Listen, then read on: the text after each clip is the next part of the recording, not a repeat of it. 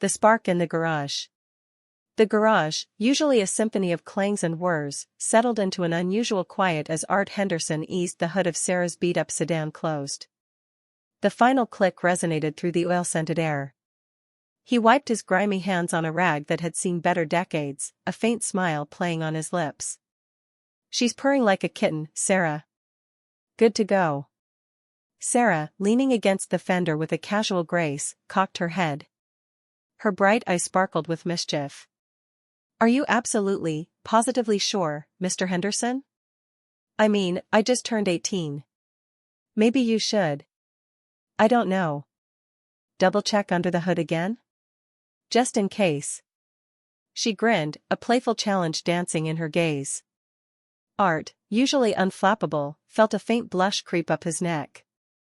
He cleared his throat, the sound a little rougher than intended. "Now, Sarah, you know I don't mess around with these things. She's solid." He gestured vaguely at the engine, though his eyes darted to hers, a flicker of amusement mingling with his slight embarrassment. The clink of a dropped wrench from a distant corner of the garage seemed to punctuate the moment, cutting through the sudden, unexpected warmth that had settled between them. "Oh, I believe you," Sarah said, pushing off the car and walking around to face him, her hands tucked into the pockets of her jeans. "Just making sure you're earning your keep, old man." Art let out a genuine chuckle, a deep rumble that seemed to shake off some of his usual reserve. "Old man, eh? I remember when this garage was just a dirt patch and I was a young buck with more grease under my fingernails than sense in my head." He leaned against the workbench, the scent of stale coffee clinging to the wood. "My father, he ran the hardware store down the street. Always wanted me to take over. Said cars were a passing fad." He shook his head, a fond, distant look in his eyes. "But I loved the roar of an engine, the puzzle of it all. Used to sneak out to the old mechanic's place on the edge of town, learnin' everything I could." He paused, a rare moment of introspection. "Saved every dime from odd jobs, bought this place when I was 22. Built it up piece by piece." Sarah listened intently, her own youthful energy subdued by the unexpected glimpse into his past. "Wow. So, this place. It's been your whole life, then?" "Most of it," he confirmed, looking around the cluttered space with an affection that transcended the grime. "Seen a lot of cars come and go. A lot of folks, too. This town, it changes, but some things stay the same. Like this garage," Sarah mused, her gaze sweeping over the tools, the oil stains, the calendar with a faded picture of a classic car. "And you?" She paused, a thoughtful expression replacing her usual vivacity. "I'm going to miss it, I think. This town." Art looked at her, a question in his eyes. "Heard you got big plans, Sarah. College, right?" "Yep. Big city. New York, if I get in," she confirmed, a tremor of excitement in her voice. "Want to study art history. See the world, you know? Not just, stay here." She gestured vaguely at the town beyond the garage doors. "My parents think I'm crazy. They want me to go to the state university, stay close. But I need more. I need to know what else is out there."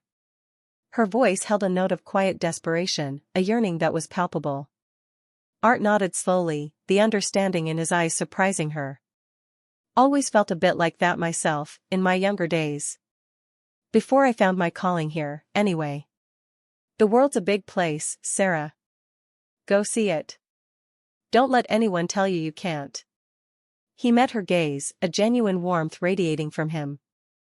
"Just make sure you remember where you came from. And bring that car back to me for an oil change when you visit." A genuine smile bloomed on Sarah's face, a soft, bright spark. "It's a deal, Mr. Henderson. I wouldn't trust anyone else." Coffee and car talk.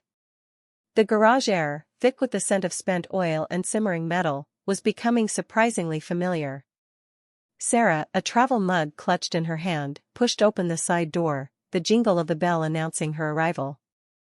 "Morning, Art," she called out, her voice bright against the rhythmic clang of a wrench. "Mr. Henderson, head deep in the engine bay of a battered pickup, grunted in response. A few seconds later, his face emerged, smudged with grease, a wry grin playing on his lips. "Morning, trouble. What's got you out of bed so early?" "Coffee," she announced, holding up the steaming mug. "And an insatiable desire for knowledge." She set a second, equally full mug on his workbench, next to a scattering of spark plugs and a half-eaten sandwich. "Black, just how you like it." He straightened up, groaning softly as his back popped. "You spoil me, kid." He took a tentative sip, his eyes crinkling at the corners. "Good brew. What's the lesson today?" Sarah leaned against a stack of tires, her gaze sweeping over the tools neatly arranged on the pegboard. "Tell me about the whatchamacallit, the thingy that makes the car go." She gestured vaguely. Art chuckled, a deep rumble that vibrated through the metal-rich air. "That thingy, my dear, is called an engine. And it's a bit more complex than a mere thingy." He picked up a disconnected carburetor, its intricate brass and steel components glinting under the fluorescent lights. "See this? This is a carburetor.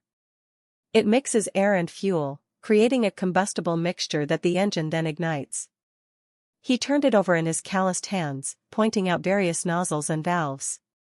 "It's like the car's lungs, in a way. Breathing in, getting ready for the big push." Sarah's brow furrowed in concentration.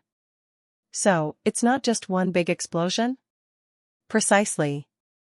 It's a series of controlled, tiny explosions, happening in rapid succession.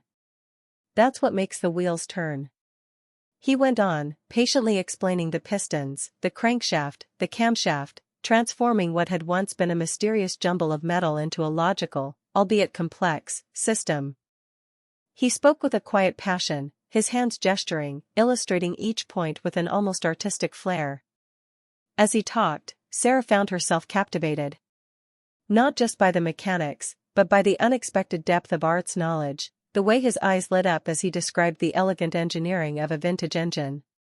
She asked questions, sometimes silly, sometimes surprisingly insightful, and he answered them all without a hint of condescension. Their mornings unfolded this way, becoming a comfortable ritual. Sarah would arrive with coffee, sometimes a pastry she'd baked, and they would talk. He'd dissect engines and transmissions, explaining their inner workings, while she'd share snippets of her life, dreams of travel, frustrations with her art classes, the quirky habits of her dog. The garage, initially a place of repair and necessity, had transformed into an unlikely classroom, a sanctuary of shared moments. The clatter of tools, the hum of machinery, and the occasional blast of classic rock from Art's radio formed the soundtrack to their burgeoning, unique friendship. The space that once felt intimidating now felt inviting. The hidden gem. The scent of sawdust and fresh ink clung to the notice board outside Henderson's Auto, a new addition amidst the usual flyers for lost cats and bake sales. Sarah paused, a half-eaten apple in her hand, to read the vibrant poster. Willow Creek Annual Classic Car Extravaganza, it proclaimed in bold, retro lettering, promising gleaming chrome and roaring engines. Her eyes sparkled with an almost childlike wonder. "Looks like the town's getting a bit of a shake-up," she commented as she stepped into the garage, finding Mr. Henderson meticulously sorting bolts into various bins. The rhythmic clinking was a familiar soundtrack. He grunted, not looking up. Just another excuse for folks to show off their polished toys. Yet, a faint, almost imperceptible wistfulness touched his voice, a note Sarah, ever perceptive, didn't miss. "Oh, come on, Mr. Henderson, it's more than that. It's about history, about craftsmanship, about the sheer beauty of a well-made machine," she countered, tossing her apple core into a nearby waste bin. She leaned against the workbench, watching him. "You ever think about entering something?" He chuckled, a dry, dismissive sound. "Me? Nah. Wouldn't have anything worth showing. Besides, who's got the time for all that polishing and primping?" He paused, a wrench dangling from his hand, his gaze drifting towards a tarp-draped shape in the far, dusty corner of the garage, a spot usually ignored. A muscle in his jaw twitched. "Had a notion once, though. A 67 Mustang Fastback. Shelby replica, almost. Always meant to bring her back to life. His voice softened, revealing a rare vulnerability. Bought her smashed up 30 years ago, thought I'd make her shine again. Never got around to it. Life, you know. Sarah's playful demeanor shifted, replaced by an intense curiosity. You have a Shelby in here? A real one? Why didn't you ever say anything? Her eyes were wide with genuine awe. She started moving towards the shrouded form, her steps light and eager. Not a real Shelby, mind you, he corrected, a faint flush creeping up his neck. A good replica. But she's just a shell now. Rust and memories. He tried to wave her off. Don't bother. She's nothing to look at. But Sarah was already there, pulling at the edge of the heavy canvas. Dust motes danced in the slivers of light that penetrated the gloom as the tarp began to reveal the sleek, albeit battered, lines of a classic American muscle car. Even in its dilapidated state, the power and grace of the Mustang were undeniable. The faded blue paint, scarred and dull, hinted at a vibrant past. She's beautiful, Mr. Henderson, Sarah breathed, tracing a finger along the curve of the fender, ignoring the layer of grime. Absolutely beautiful. An idea, bright and exhilarating, sparked in her mind. We should restore her. For the show. Mr. Henderson stared at her, his mouth slightly agape. Restore her? For the show? Sarah, that's a monumental undertaking. Years of work. And money. I'm just an old mechanic with too many projects already. He shook his head, a mixture of disbelief and a flicker of longing in his eyes. No, not years. We've got, 2 months? Sarah's enthusiasm was infectious, her eyes gleaming with determination. It'll be a challenge. A grand adventure. We can do it, Mr. Henderson. Think of it, the roar of that engine, the gleam of the paint. Imagine the look on people's faces when they see her, brought back from the dead, by us. She grabbed his arm, her grip firm. Please? Let's give her one last chance to shine.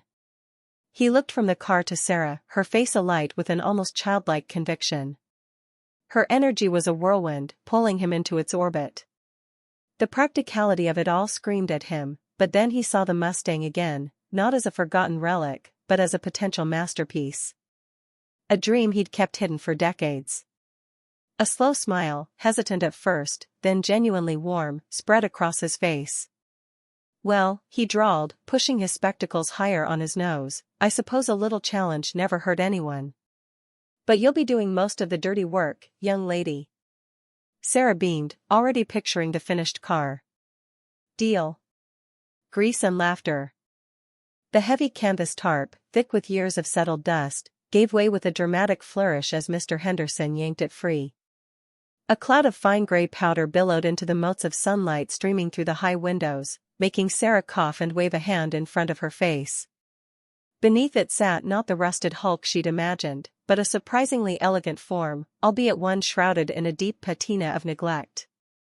It was a vintage beauty, a 1960s Mustang Fastback, its once vibrant cherry red now muted to a faded crimson. Well, look at that, Sarah breathed, her eyes wide. She's magnificent. Mr. Henderson, wiping his brow with a grease-stained rag, grunted. Magnificent and mighty dusty. First rule of restoration, kiddo, you can't fix what you can't see. He handed her a bristly brush and a bucket of soapy water. Start scrubbing. Gently. Sarah dove in with gusto, her initial apprehension quickly replaced by a giddy excitement. The first pass of the wet brush revealed glimpses of the car's original luster, like uncovering a hidden treasure. So, what's her story? Sarah asked, rubbing at a stubborn patch of grime near the headlight. Mr. Henderson leaned against a workbench, watching her with a paternal amusement. Belonged to old man Fitzwilliam. He drove her coast to coast twice, then parked her when his knees gave out. Said he'd fix her up someday. Someday never came for Fitzwilliam. He paused, a flicker of melancholy in his eyes. Lot of somedays in this garage. As they worked, the silence of the garage filled with the rhythmic sloshing of water, the gentle scrape of brushes, and the occasional burst of Sarah's laughter. When it came time to tackle the engine bay, Mr. Henderson produced a gleaming set of wrenches. "All right, Peterson. You ever held a wrench before?" "Only to tighten a loose bike chain, and that didn't end well for my knuckles," she admitted, holding out a hand that was still remarkably clean. He chuckled, a rumbling sound that seemed to chase away the last vestiges of his gruff exterior. "Well, let's change that." He guided her hand, demonstrating the proper grip, the subtle torque needed to loosen a corroded bolt. Sarah, ever the quick study, absorbed every lesson with an eager mind.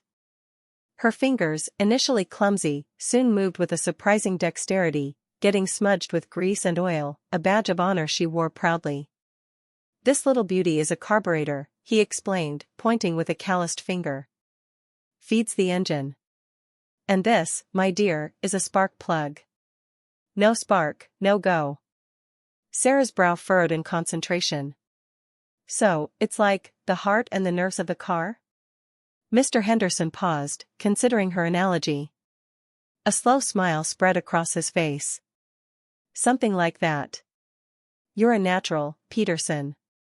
That evening, as the sun dipped below the horizon, painting the garage in hues of orange and purple, Sarah leaned against the now gleaming fender, a smudge of grease across her cheek.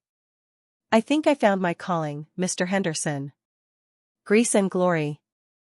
He laughed, a genuine, hearty laugh that made her heart swell. "Don't go quitting your day job just yet, kiddo.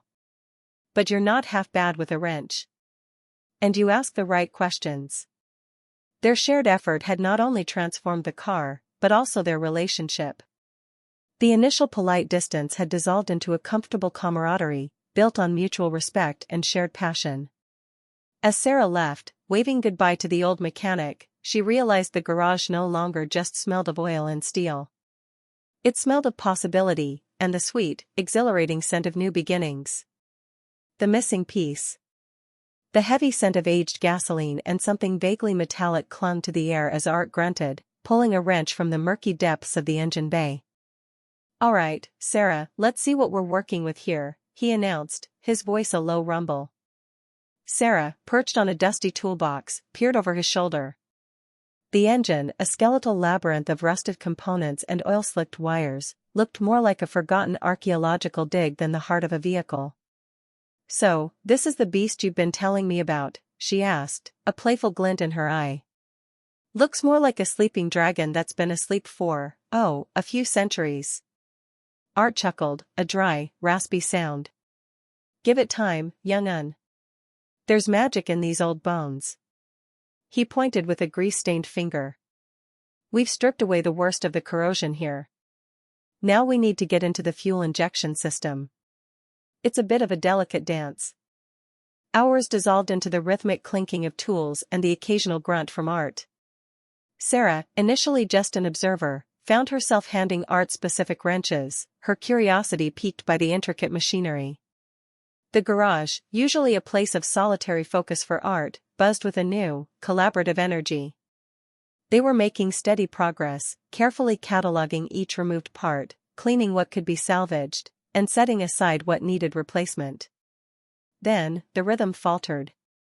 Art paused, a small, oddly shaped component held delicately in his palm. He frowned, turning it over, his brow furrowing deeper with each passing second. "That's not right," he murmured, more to himself than to Sarah. He consulted a thick, dog-eared manual, his finger tracing lines of faded text. His frown deepened into a scowl. "What's wrong?" Sarah asked, sensing the shift in his mood. He sighed, a long, exasperated sound. "The manifold pressure sensor. It's supposed to connect right here," he pointed to a vacant space, "but this isn't the original. And, the original is nowhere to be found." He tapped the manual. "This isn't just any sensor, Sarah. This is a specific 57 series too. Rare as hen's teeth." A frustrating afternoon followed. They meticulously searched every bin, every shelf, every dusty corner of the garage. Art's usual meticulous organization seemed to have failed them. They even scoured the old parts cars out back, their search growing increasingly desperate as the sun dipped below the horizon, casting long, weary shadows. The part wasn't there. "This is a nightmare," Art muttered, running a hand through his thinning hair. "Without this, the engine won't even cough. It's the missing piece to the whole puzzle." He slumped onto a workbench, defeat etched on his face. Sarah, seeing his discouragement, felt a surge of determination. "Don't give up yet, Art," she said, pulling out her phone. "Local options might be exhausted, but the internet is a big place. If it exists, I'll find it." She tapped furiously on her screen, a spark of mischievous optimism returning to her eyes. "Consider me your digital bloodhound." Art just shook his head, a faint, skeptical smile playing on his lips, but a flicker of hope had been rekindled in the old mechanic's gaze. An unexpected journey. The persistent hum of her laptop was the only sound in Sarah's small apartment as she scrolled through vintage car forums. Days had turned into evenings, and evenings into late nights, her fingers flying across the keyboard, searching for the elusive part. Just as fatigue threatened to overwhelm her, a new post caught her eye: 67 Mustang fastback fuel injector, rare find?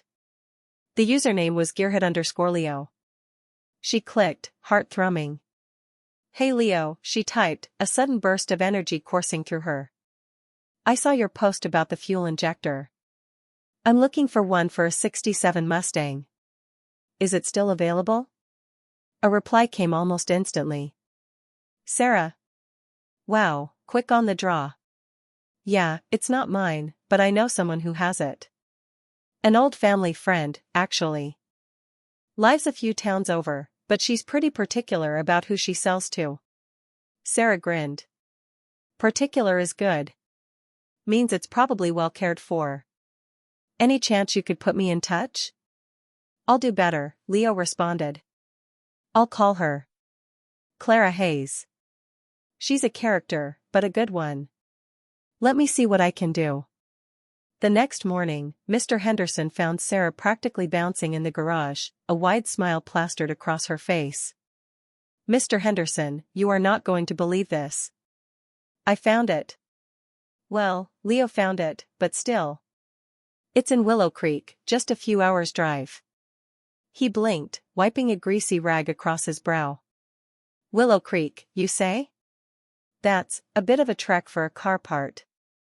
"A necessary trek," Sarah declared, already pulling out her car keys. "And it's an adventure. Come on, it'll be fun. My car, my gas, your charming company." He grumbled good-naturedly, but Sarah could see the glint of excitement in his eyes. He had been quietly pining for this part for weeks. Soon, they were on the open road, the suburban sprawl giving way to rolling hills and endless fields. Sarah's classic sedan, usually relegated to city commutes, purred along, eating up the miles.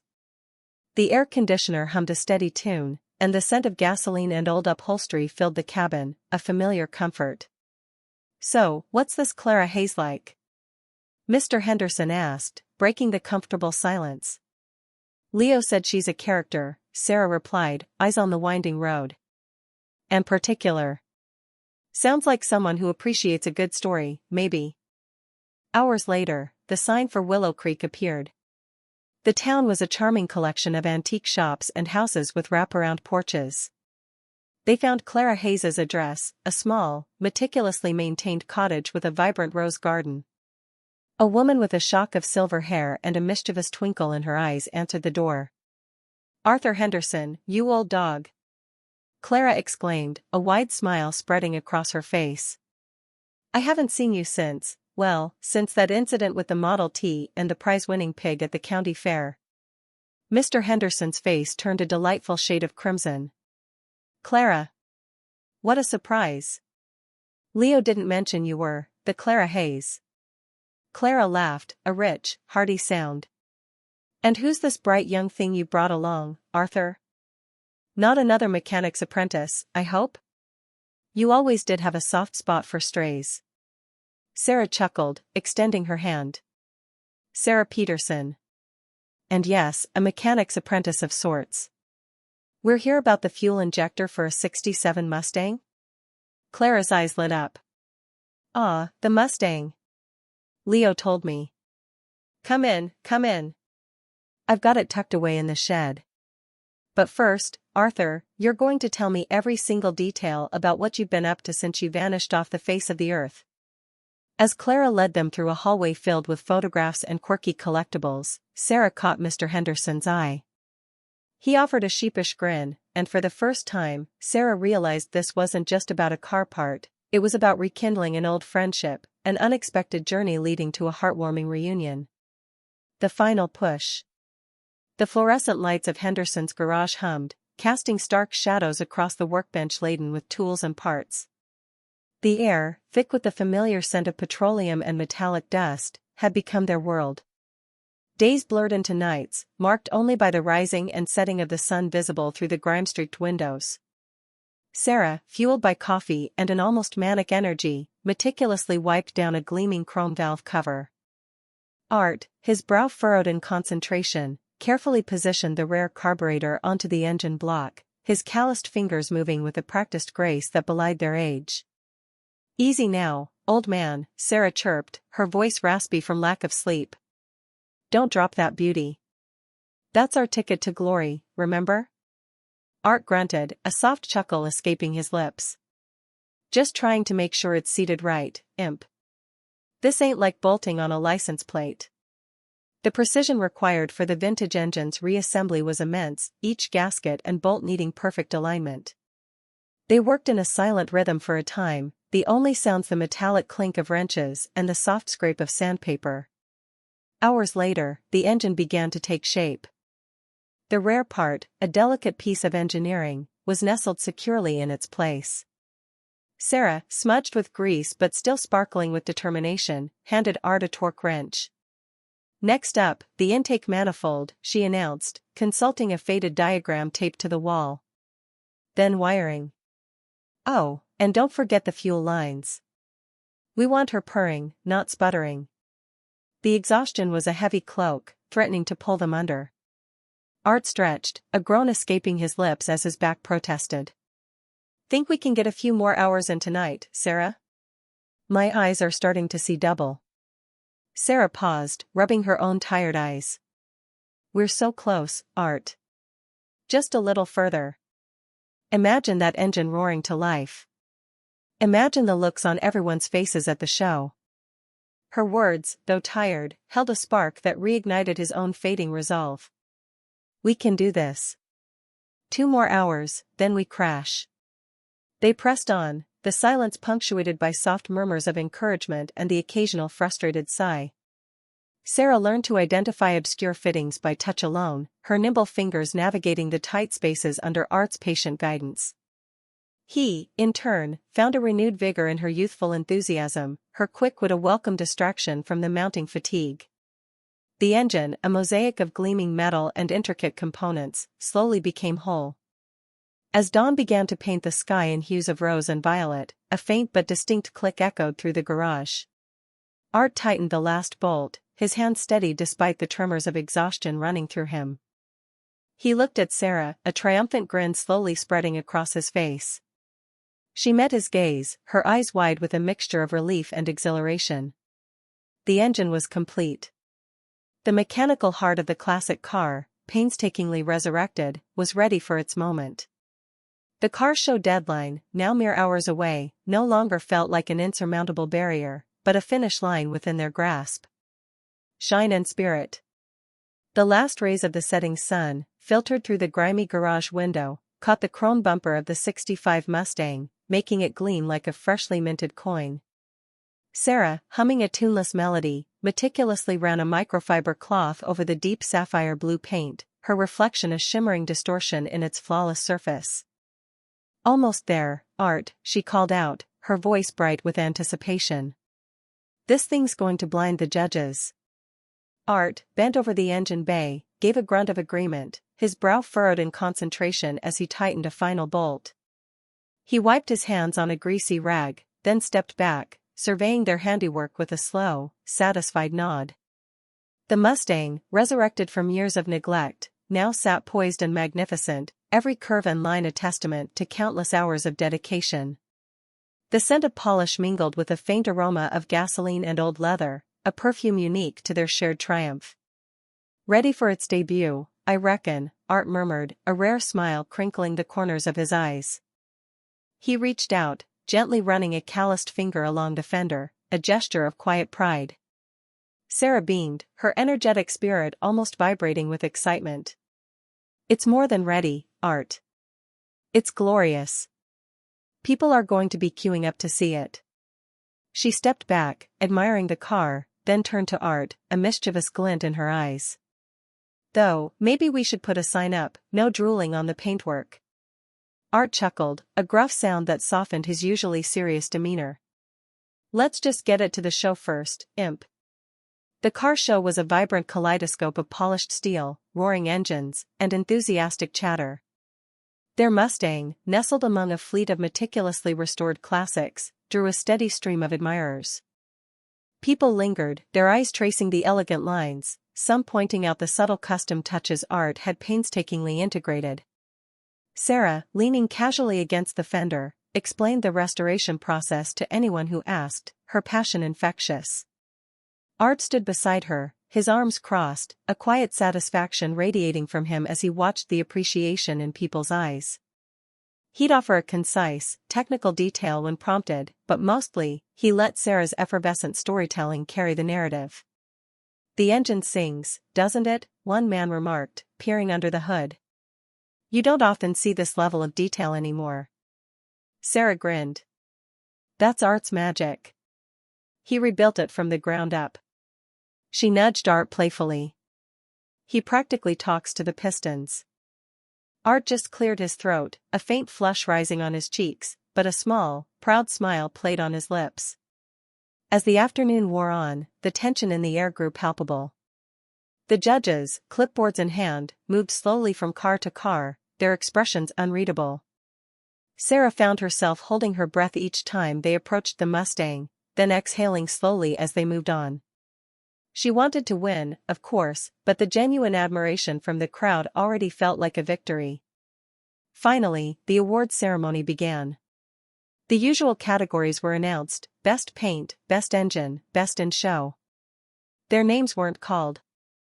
A flicker of disappointment crossed Sarah's face, but she quickly masked it with a shrug. "Still a fantastic day, Art." Then, the announcer's voice boomed through the loudspeakers, "And now, for a very special award, one that embodies the heart and soul of our automotive community. The Spirit of the Show award goes to the 1965 Ford Mustang, restored by Arthur Henderson and Sarah Peterson." Sarah gasped, her eyes wide with surprise, then she turned to Art, a joyous whoop escaping her lips. Art, for his part, looked utterly stunned, a rare, unguarded grin spreading across his face. As they walked up to accept the gleaming trophy, the announcer explained, "This award recognizes not just the exceptional restoration, but the incredible story of dedication, mentorship, and passion that brought this classic back to life. It's a testament to the enduring spirit of car culture." As they held the trophy aloft, the crowd erupted in applause, a wave of genuine warmth washing over them. It wasn't the biggest prize, but in that moment, for Sarah and Art, it felt like the most meaningful one. More than just a car. The garage air, thick with the mingled scents of oil and steel, settled around them as Art, a seasoned mechanic of 63, gently lowered the hood of Sarah's car. He wiped his hands on a grimy rag, his expression a familiar blend of pride and quiet satisfaction. "She's purring like a contented cat, Sarah. Ready for the open road." Sarah, leaning casually against the polished fender, tilted her head, a playful glint in her eyes. "Are you certain, Mr. Henderson?" she teased, a mischievous grin curving her lips.